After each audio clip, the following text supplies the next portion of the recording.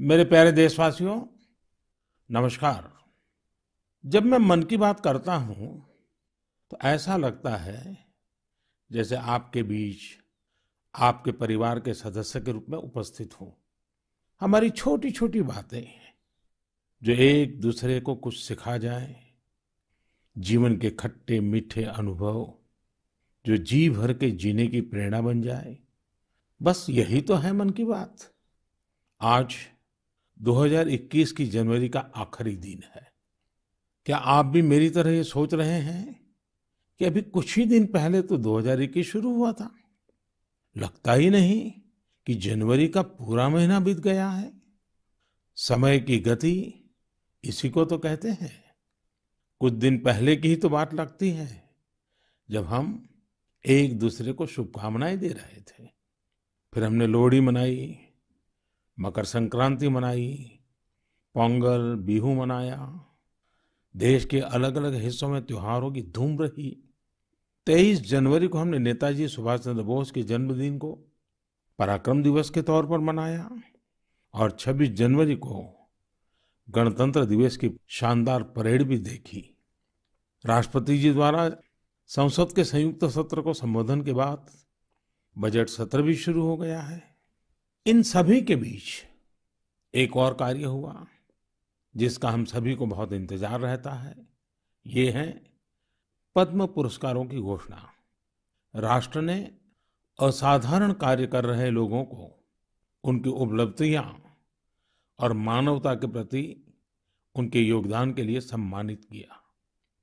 इस साल भी पुरस्कार पाने वालों में वे लोग शामिल हैं जिन्होंने अलग अलग क्षेत्रों में बेहतरीन काम किया है। अपने कामों से किसी का जीवन बदला है, देश को आगे बढ़ाया है। यानी जमीनी स्तर पर काम करने वाले अनसंग हीरोज को पद्म सम्मान देने की जो परंपरा देश ने कुछ वर्ष पहले शुरू की थी, वो इस बार भी कायम रखी गई है। मेरा आप सभी से आग्रह है कि इन लोगों के बारे में, उनके योगदान के बारे में जरूर जानें। परिवार में उनके बारे में चर्चा करें। देखिएगा, सबको इससे कितनी प्रेरणा मिलती है। इस महीने क्रिकेट पिच से भी बहुत अच्छी खबर मिली। हमारी क्रिकेट टीम ने शुरुआती दिक्कतों के बाद शानदार वापसी करते हुए ऑस्ट्रेलिया में सीरीज जीती। हमारे खिलाड़ियों का हार्डवर्क और टीम वर्क प्रेरित करने वाला है। इन सब के बीच दिल्ली में 26 जनवरी को तिरंगा का अपमान देख देश बहुत दुखी भी हुआ। हमें आने वाले समय को नई आशा और नवीनता से भरना है। हमने पिछले साल असाधारण संयम और साहस का परिचय दिया। इस साल भी हमें कड़ी मेहनत करके अपने संकल्पों को सिद्ध करना है। अपने देश को और तेज गति से आगे ले जाना है। मेरे प्यारे देशवासियों, इस साल की शुरुआत के साथ ही कोरोना के खिलाफ हमारी लड़ाई को भी करीब करीब एक साल पूरा हो गया है। जैसे कोरोना के खिलाफ भारत की लड़ाई एक उदाहरण बनी है, वैसे ही अब हमारा वैक्सीनेशन प्रोग्राम भी दुनिया में एक मिसाल बन रहा है। आज भारत दुनिया का सबसे बड़ा कोविड वैक्सीन प्रोग्राम चला रहा है। आप जानते हैं और भी ज्यादा गर्व की बात क्या है? हम सबसे बड़े वैक्सीन प्रोग्राम के साथ ही दुनिया में सबसे तेज गति से अपने नागरिकों का वैक्सीनेशन भी कर रहे हैं।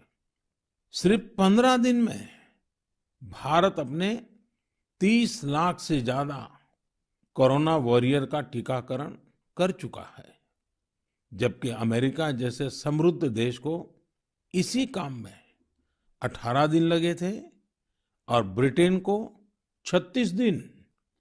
साथियों, मेड इन इंडिया वैक्सीन आज भारत की आत्मनिर्भरता का तो प्रतीक है ही, भारत के आत्मगौरव का भी प्रतीक है। नमो ऐप पर यूपी से भाई हिमांशु यादव ने लिखा है कि मेड इन इंडिया वैक्सीन से मन में एक नया आत्मविश्वास आ गया है। मदुरई से कीर्ति जी लिखती हैं कि उनके कई विदेशी दोस्त उनको मैसेज भेजकर भारत का शुक्रिया अदा कर रहे हैं। कीर्ति जी के दोस्तों ने उन्हें लिखा है कि भारत ने जिस तरह कोरोना से लड़ाई में दुनिया की मदद की है, उससे भारत के बारे में उनके मन में इज्जत और भी बढ़ गई है। कीर्ति जी, देश का ये गौरवगान सुनकर मन की बात के श्रोताओं को भी गर्व होता है। आजकल मुझे भी अलग अलग देशों के राष्ट्रपति और प्रधानमंत्रियों की तरफ से भारत के लिए ऐसे ही संदेश मिलते हैं। आपने भी देखा होगा, अभी ब्राजील के राष्ट्रपति ने ट्वीट करके जिस तरह से भारत को धन्यवाद दिया है, वो देखकर हर भारतीय को कितना अच्छा लगा। हजारों किलोमीटर दूर दुनिया के दूर सुदूर कोने के निवासियों को रामायण के उस प्रसंग की इतनी गहरी जानकारी है, उनके मन पर गहरा प्रभाव है। ये हमारी संस्कृति की विशेषता है। साथियों, इस वैक्सीनेशन कार्यक्रम में आपने एक और बात पर अवश्य ध्यान दिया होगा। संकट के समय में भारत दुनिया की सेवा इसलिए कर पा रहा है क्योंकि भारत आज दवाओं और वैक्सीन को लेकर सक्षम है, आत्मनिर्भर है। यही सोच आत्मनिर्भर भारत अभियान की भी है। भारत जितना सक्षम होगा, उतनी ही अधिक मानवता की सेवा करेगा, उतना ही अधिक लाभ दुनिया को होगा। मेरे प्यारे देशवासियों, हर बार आपके ढेर सारे पत्र मिलते हैं। नमो ऐप और माय गॉव पर आपके मैसेजेस, फोन कॉल्स के माध्यम से आपकी बातें जानने का अवसर मिलता है। इन्हीं संदेशों में एक ऐसा भी संदेश है जिसने मेरा ध्यान खींचा। ये संदेश है बहन प्रियंका पांडे जी का। 23 साल की बेटी प्रियंका जी हिंदी साहित्य की विद्यार्थिनी है और बिहार के सिवान में रहती है। प्रियंका जी ने नमो ऐप पर लिखा है कि वो देश के 15 घरेलू पर्यटन स्थलों पर जाने के मेरे सुझाव से बहुत प्रेरित हुई थी। इसलिए 1 जनवरी को वो एक जगह के लिए निकली जो बहुत खास थी। वे जगह थी उनके घर से 15 किलोमीटर दूर देश के पहले राष्ट्रपति डॉक्टर राजेंद्र प्रसाद जी का पैतृक निवास। प्रियंका जी ने बड़ी सुंदर बात लिखी है कि अपने देश की महान विभूतियों को जानने की दिशा में उनका ये पहला कदम था। प्रियंका जी को वहां डॉक्टर राजेंद्र प्रसाद जी द्वारा लिखी गई पुस्तकें मिली, अनेक ऐतिहासिक तस्वीरें मिली।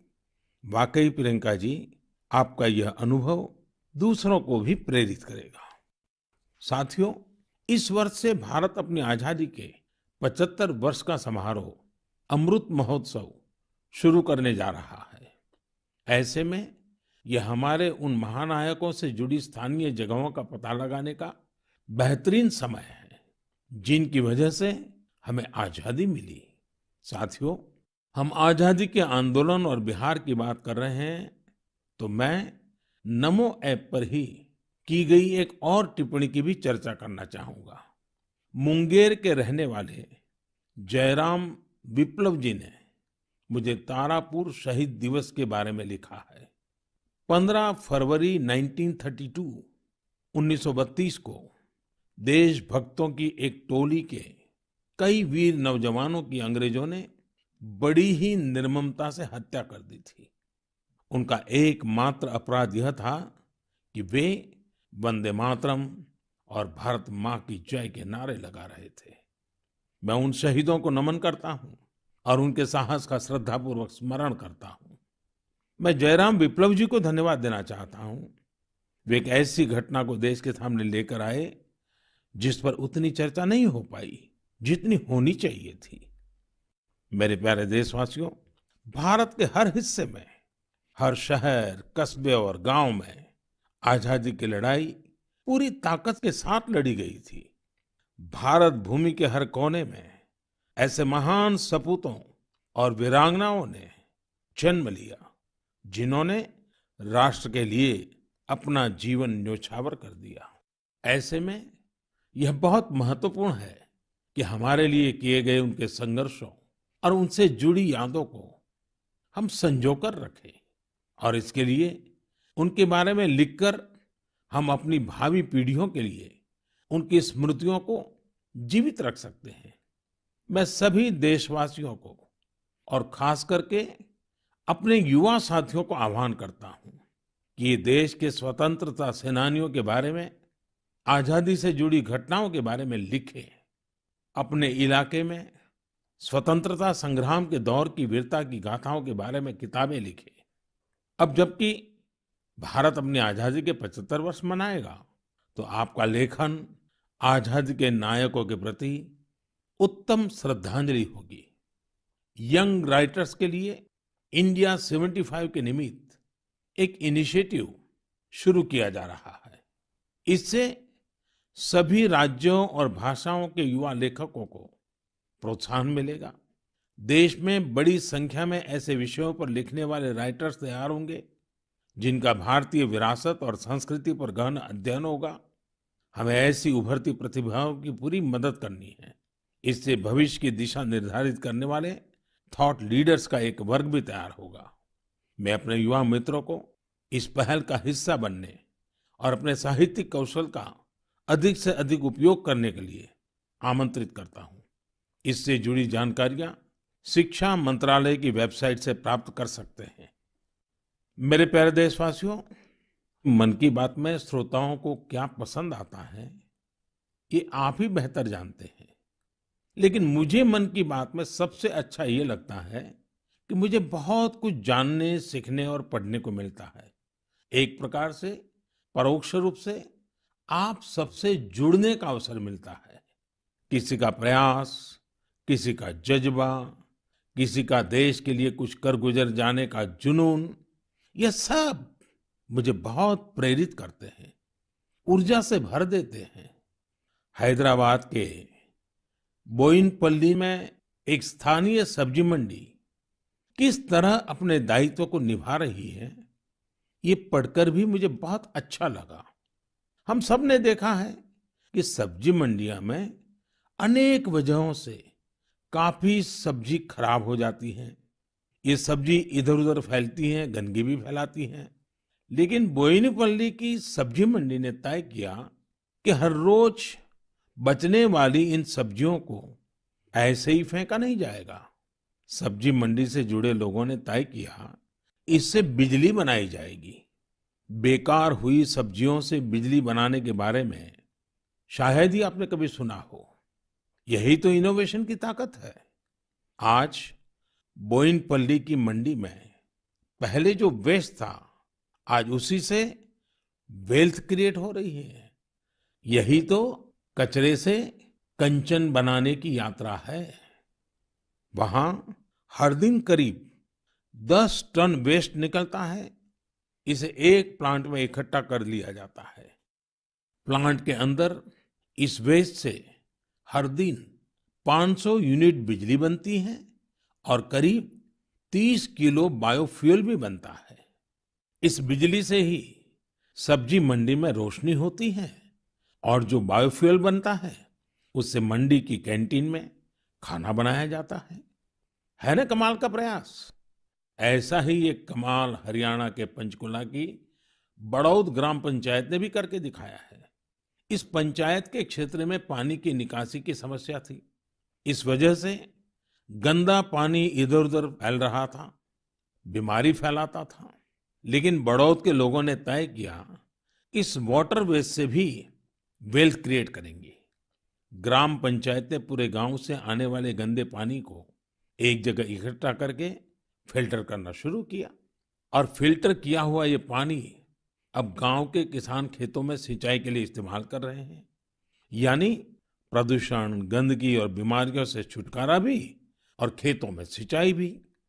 साथियों, पर्यावरण की रक्षा से कैसे आमदनी के रास्ते भी खुलते हैं, इसका एक उदाहरण अरुणाचल प्रदेश के तवांग में भी देखने को मिला।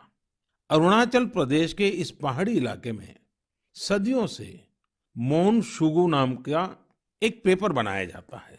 ये कागज यहाँ के स्थानीय शुगु शेंग नाम के एक पौधे की छाल से बनाते हैं। इसलिए इस कागज को बनाने के लिए पेड़ों को नहीं काटना पड़ता है। इसके अलावा इसे बनाने में किसी केमिकल का इस्तेमाल भी नहीं होता है। यानी ये कागज पर्यावरण के लिए भी सुरक्षित है और स्वास्थ्य के लिए भी। एक वो भी समय था जब इस कागज का निर्यात होता था, लेकिन जब आधुनिक तकनीक से बड़ी मात्रा में कागज बनने लगे तो ये स्थानीय कला बंद होने की कगार पर पहुंच गई। अब एक स्थानीय सामाजिक कार्यकर्ता गोम्बू ने इस कला को पुनर्जीवित करने का प्रयास किया है। इससे यहाँ के आदिवासी भाई बहनों को रोजगार भी मिल रहा है। मैंने एक और खबर केरल की देखी है जो हम सभी को अपने दायित्वों का एहसास कराती है। केरल के कोट्टयम में एक दिव्यांग बुजुर्ग हैं, एनएस राजप्पन साहब। राजप्पन जी पैरालिसिस के कारण चलने में असमर्थ हैं, लेकिन इससे स्वच्छता के प्रति उनके समर्पण में कोई कमी नहीं आई है। वो पिछले कई सालों से नाव से वेम्बनाड झील में जाते हैं और झील में फेंकी गई प्लास्टिक की बोतलें बाहर निकाल करके ले आते हैं। सोचिए, राजप्पन जी की सोच कितनी ऊंची है। हमें भी राजप्पन जी से प्रेरणा लेकर स्वच्छता के लिए जहां संभव हो अपना योगदान देना चाहिए। मेरे प्यारे देशवासियों, कुछ दिन पहले आपने देखा होगा, अमेरिका के सैन फ्रांसिस्को से बंगलुरु के लिए एक नॉन स्टॉप फ्लाइट की कमान भारत की 4 विमेन पायलट्स ने संभाली। 10,000 किलोमीटर से भी ज्यादा लंबा सफर तय करके ये फ्लाइट 225 से अधिक यात्रियों को भारत लेकर आई। आपने इस बार 26 जनवरी की परेड में भी गौर किया होगा, जहां भारतीय वायुसेना की 2 विमेन ऑफिसर्स ने नया इतिहास रच दिया है। क्षेत्र कोई भी हो, देश की महिलाओं की भागीदारी लगातार बढ़ रही है। लेकिन अक्सर हम देखते हैं कि देश के गांवों में हो रहे इसी तरह के बदलाव की उतनी चर्चा नहीं हो पाती। इसलिए जब मैंने एक खबर मध्य प्रदेश के जबलपुर की देखी तो मुझे लगा कि इसका जिक्र तो मुझे मन की बात में जरूर करना चाहिए। ये खबर बहुत प्रेरणा देने वाली है। जबलपुर के चिचगांव में कुछ आदिवासी महिलाएं एक राइस मिल में दिहाड़ी पर काम करती थी। कोरोना वैश्विक महामारी ने जिस तरह दुनिया के हर व्यक्ति को प्रभावित किया, उसी तरह ये महिलाएं भी प्रभावित हुई। उनकी राइस मिल में काम रुक गया। स्वाभाविक है कि इससे आमदनी की भी दिक्कत आने लगी, लेकिन ये निराश नहीं हुई। इन्होंने हार नहीं मानी। इन्होंने तय किया कि ये साथ मिलकर अपनी खुद की राइस मिल शुरू करेगी। जिस मिल में ये काम करती थी, वो अपनी मशीन भी बेचना चाहती थी। इनमें से मीना रहंगडाले जी ने सब महिलाओं को जोड़कर स्वयं सहायता समूह बनाया और सबने अपनी बचाई हुई पूंजी से पैसा जुटाया। जो पैसा कम पड़ा, उसके लिए आजीविका मिशन के तहत बैंक से कर्ज ले लिया। और अब देखिए, इन आदिवासी बहनों ने वही राइस मिल खरीद ली जिसमें वो कभी काम किया करती थी। आज वो अपनी खुद की राइस मिल चला रही हैं। इतने ही दिनों में इस मिल ने करीब 3 लाख रुपए का मुनाफा भी कमा लिया है। इस मुनाफे से मीना जी और उनकी साथी सबसे पहले बैंक का लोन चुकाने और फिर अपने व्यापार को बढ़ाने के लिए तैयारी कर रही हैं। कोरोना ने जो परिस्थितियां बनाई, उससे मुकाबले के लिए देश के कोने-कोने में ऐसे अद्भुत काम हुए हैं। मेरे प्यारे देशवासियों, अगर मैं आपसे बुंदेलखंड के बारे में बात करूं, तो वो कौन सी चीजें हैं जो आपके मन में आएगी? इतिहास में रुचि रखने वाले लोग इस क्षेत्र को झांसी की रानी लक्ष्मीबाई के साथ जोड़ेंगे। वहीं कुछ लोग सुंदर और शांत ओरछा के बारे में सोचेंगे। कुछ लोगों को इस क्षेत्र में पड़ने वाली अत्यधिक गर्मी की भी याद आ जाएगी। लेकिन इन दिनों यहाँ कुछ अलग हो रहा है जो काफी उत्साहवर्धक है और जिसके बारे में हमें जरूर जानना चाहिए। पिछले दिनों झांसी में 1 महीने तक चलने वाला स्ट्रॉबेरी फेस्टिवल शुरू हुआ। हर किसी को आश्चर्य होता है, स्ट्रॉबेरी और बुंदेलखंड, लेकिन यही सच्चाई है। अब बुंदेलखंड में स्ट्रॉबेरी की खेती को लेकर उत्साह बढ़ रहा है और इसमें बहुत बड़ी भूमिका निभाई है झांसी की एक बेटी गुरलीन चावला ने। लॉ की छात्रा गुरलीन ने पहले अपने घर पर और फिर अपने खेत में स्ट्रॉबेरी की खेती का सफल प्रयोग कर ये विश्वास जगाया है कि झांसी में भी ये हो सकता है। झांसी का strawberry festival stay at home concept पर जोर देता है। इस महोत्सव के माध्यम से किसानों और युवाओं को अपने घर के पीछे खाली जगह पर या छत पर टेरेस गार्डन में बागवानी करने और स्ट्रॉबेरीज उगाने के लिए प्रोत्साहित किया जा रहा है। नई टेक्नोलॉजी की मदद से ऐसे ही प्रयास देश के अन्य हिस्सों में भी हो रहे हैं। जो स्ट्रॉबेरी कभी पहाड़ों की पहचान थी, वो अब कच्छ की रेतीली जमीन पर भी होने लगी हैं। किसानों की आय बढ़ रही है। साथियों, स्ट्रॉबेरी फेस्टिवल जैसे प्रयोग इनोवेशन की स्पिरिट को तो प्रदर्शित करते ही हैं, साथ ही यह भी दिखाते हैं कि हमारे देश का कृषि क्षेत्र कैसे नई टेक्नोलॉजी को अपना रहा है। साथियों, खेती को आधुनिक बनाने के लिए सरकार प्रतिबद्ध है और अनेक कदम उठा भी रही है। सरकार के प्रयास आगे भी जारी रहेंगे। मेरे प्यारे देशवासियों, कुछ ही दिन पहले मैंने एक वीडियो देखा। वह वीडियो पश्चिम बंगाल के वेस्ट मिदनापुर स्थित नया पिंगला गांव के एक चित्रकार सरमुद्दीन का था। वो प्रसन्नता व्यक्त कर रहे थे कि रामायण पर बनाई उनकी पेंटिंग 2 लाख रुपए में बिकी है। इससे उनके गांव वालों को भी काफी खुशी मिली है। इस वीडियो को देखने के बाद मुझे इसके बारे में और अधिक जानने की उत्सुकता हुई। इसी क्रम में मुझे पश्चिम बंगाल से जुड़ी एक बहुत अच्छी पहल के बारे में जानकारी मिली, जिसे मैं आपके साथ जरूर साझा करना चाहूंगा। पर्यटन मंत्रालय के रीजनल ऑफिस ने महीने के शुरू में ही बंगाल के गांवों में एक इनक्रेडिबल इंडिया वीकेंड गेटवे की शुरुआत की। इसमें पश्चिम मिदनापुर, बांकुरा, बीरभूम, पुरुलिया, पूर्व बर्धमान, वहां के हस्तशिल्प कलाकारों ने विजिटर्स के लिए हैंडीक्राफ्ट वर्कशॉप आयोजित की।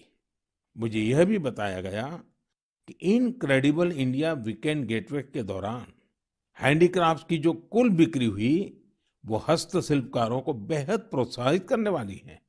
देश भर में लोग भी नए नए तरीकों से हमारी कला को लोकप्रिय बना रहे हैं। ओडिशा के राउरकेला की भाग्यश्री साहू को देख लीजिए। वैसे तो वो इंजीनियरिंग की छात्रा है, लेकिन पिछले कुछ महीनों में उन्होंने पट्टचित्र कला को सीखना शुरू किया और उसमें निपुणता हासिल कर ली है। लेकिन क्या आप जानते हैं कि उन्होंने पेंट कहाँ किया? Soft stones. सॉफ्ट स्टोन्स पर कॉलेज जाने के रास्ते में भाग्यश्री को ये सॉफ्ट स्टोन मिले। उन्होंने इन्हें एकत्र किया और साफ किया। बाद में उन्होंने रोजाना 2 घंटे इन पत्थरों पर पट्टचित्र स्टाइल में पेंटिंग की। वह इन पत्थरों को पेंट कर उन्हें अपने दोस्तों को गिफ्ट करने लगी। लॉकडाउन के दौरान उन्होंने बोतलों पर भी पेंट करना शुरू कर दिया। अब तो वो इस आर्ट पर वर्कशॉप भी आयोजित करती हैं। कुछ दिन पहले ही सुभाष बाबू की जयंती पर भाग्यश्री ने पत्थर पर ही उन्हें अनोखी श्रद्धांजलि दी। मैं भविष्य के उनके प्रयासों के लिए शुभकामनाएं देता हूं। आर्ट एंड कलर्स के जरिए बहुत कुछ नया सीखा जा सकता है, किया जा सकता है। झारखंड के दुमका में किए गए एक ऐसे ही अनुपम प्रयास के बारे में मुझे बताया गया। यहाँ मिडिल स्कूल के एक प्रिंसिपल ने बच्चों को पढ़ाने और सिखाने के लिए गांव की दीवारों को ही अंग्रेजी और हिंदी के अक्षरों से पेंट करवा दिया। साथ ही उसमें अलग-अलग चित्र भी बनाए गए हैं। इससे गांव के बच्चों को काफी मदद मिल रही है। मैं ऐसे सभी लोगों का अभिनंदन करता हूं जो इस प्रकार के प्रयासों में लगे हैं। मेरे प्यारे देशवासियों, भारत से हजारों किलोमीटर दूर, कई महासागरों, महाद्वीपों के पार एक देश है जिसका नाम है चिले। भारत से चिले पहुंचने में बहुत अधिक समय लगता है, लेकिन भारतीय संस्कृति की खुशबू वहां बहुत समय पहले से ही फैली हुई है। एक और खास बात यह है कि वहां पर योग बहुत अधिक लोकप्रिय है। आपको यह जानकर अच्छा लगेगा कि चिले की राजधानी सैंटियागो में 30 से ज्यादा योग विद्यालय हैं। चिले में अंतर्राष्ट्रीय योग दिवस भी बड़े ही उत्साह से मनाया जाता है। मुझे बताया गया है कि हाउस ऑफ डेप्यूटीज में योग दिवस को लेकर बहुत ही गर्मजोशी भरा माहौल होता है। कोरोना के इस समय में इम्यूनिटी पर जोर और इम्यूनिटी बढ़ाने में योग की ताकत को देखते हुए अब वे लोग योग को पहले से कहीं ज्यादा महत्व दे रहे हैं। चिले की कांग्रेस यानी वहां की पार्लियामेंट ने एक प्रस्ताव पारित किया है। वहां 4 नवंबर को नेशनल योगा डे घोषित किया गया है। अब आप ये सोच सकते हैं कि आखिर 4 नवंबर में ऐसा क्या है। 4 नवंबर 1962 को ही चिले का पहला योग संस्थान होजे राफाल एस्ट्राडा द्वारा स्थापित किया गया था। इस दिन को नेशनल योगा डे घोषित करके एस्ट्राडा जी को भी श्रद्धांजलि दी गई है। चिले की पार्लियामेंट द्वारा यह एक विशेष सम्मान है जिस पर हर भारतीय को गर्व है। वैसे चिले की संसद से जुड़ी एक और बात आपको दिलचस्प लगेगी। चिले सीनेट के वाइस प्रेसिडेंट का नाम रविंद्रनाथ क्विंटेरॉस है। उनका यह नाम विश्व कवि गुरुदेव टैगोर से प्रेरित होकर रखा गया है। मेरे प्यारे देशवासियों, माय गॉव पर महाराष्ट्र के जालना के डॉक्टर स्वप्निल मंत्री और केरल के पलक्कड़ के प्रहलाद राजगोपालन ने आग्रह किया है कि मैं मन की बात में सड़क सुरक्षा पर भी आपसे बात करूं। इसी महीने 18 जनवरी से 17 फरवरी तक हमारा देश सड़क सुरक्षा माह यानी रोड सेफ्टी मंथ भी मना रहा है। सड़क हादसे आज हमारे देश में ही नहीं, पूरी दुनिया में चिंता का विषय है। आज भारत में रोड सेफ्टी के लिए सरकार के साथ ही व्यक्तिगत और सामूहिक स्तर पर कई तरह के प्रयास भी किए जा रहे हैं। जीवन बचाने के इन प्रयासों में हम सबको सक्रिय रूप से भागीदार बनना चाहिए। साथियों, आपने ध्यान दिया होगा, बॉर्डर रोड ऑर्गेनाइजेशन जो सड़कें बनाती हैं, उससे गुजरते हुए आपको बड़े ही इनोवेटिव स्लोगन्स देखने को मिलते हैं। This is highway not runway, या फिर be mister late than late mister. ये स्लोगन्स सड़क पर सावधानी बरतने को लेकर लोगों को जागरूक करने में काफी प्रभावी होते हैं। अब आप भी ऐसे ही इनोवेटिव स्लोगन्स या कैच फ्रेजेस माय गॉव पर भेज सकते हैं। आपके अच्छे स्लोगन्स भी इस अभियान में उपयोग किए जाएंगे। साथियों, रोड सेफ्टी के बारे में बात करते हुए मैं नमो ऐप पर कोलकाता की अपर्णा दास जी की एक पोस्ट की चर्चा करना चाहूंगा। अपर्णा जी ने मुझे फास्टैग प्रोग्राम पर बात करने की सलाह दी है। उनका कहना है कि फास्टैग से यात्रा का अनुभव ही बदल गया है। इससे समय की तो बचत होती ही है, टोल प्लाजा पर रुकने, कैश पेमेंट की चिंता करने जैसी दिक्कतें भी खत्म हो गई हैं। अपर्णा जी की बात सही भी है। पहले हमारे यहाँ टोल प्लाजा पर एक गाड़ी को औसतन 7 से 8 मिनट लग जाते थे, लेकिन फास्टैग आने के बाद ये समय औसतन सिर्फ 1.5-2 मिनट रह गया है। टोल प्लाजा पर वेटिंग टाइम में कमी आने से गाड़ी के ईंधन की बचत भी हो रही है। इससे देशवासियों के करीब 21,000 करोड़ रुपए बचने का अनुमान है। यानी पैसे की भी बचत और समय की भी बचत। मेरा आप सभी से आग्रह है कि सभी दिशा निर्देशों का पालन करते हुए अपना भी ध्यान रखें और दूसरों का जीवन भी बचाएं। मेरे प्यारे देशवासियों, हमारे यहाँ कहा जाता है, जल बिंदु निपातेन क्रमशः पूर्यते घटः। अर्थात एक एक बूंद से ही घड़ा भरता है। हमारे एक एक प्रयास से ही हमारे संकल्प सिद्ध होते हैं। इसलिए 2021 की शुरुआत जिन लक्ष्यों के साथ हमने की है, उनको हम सबको मिलकर ही पूरा करना है। तो आइए हम सब मिलकर इस साल को सार्थक करने के लिए अपने अपने कदम बढ़ाएं।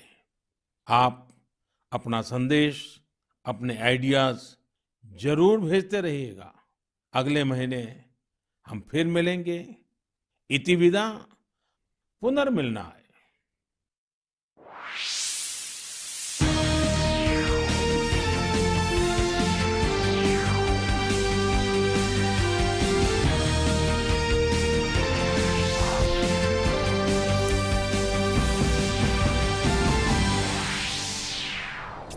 नमस्कार, आप देख रहे थे हमारा खास कार्यक्रम।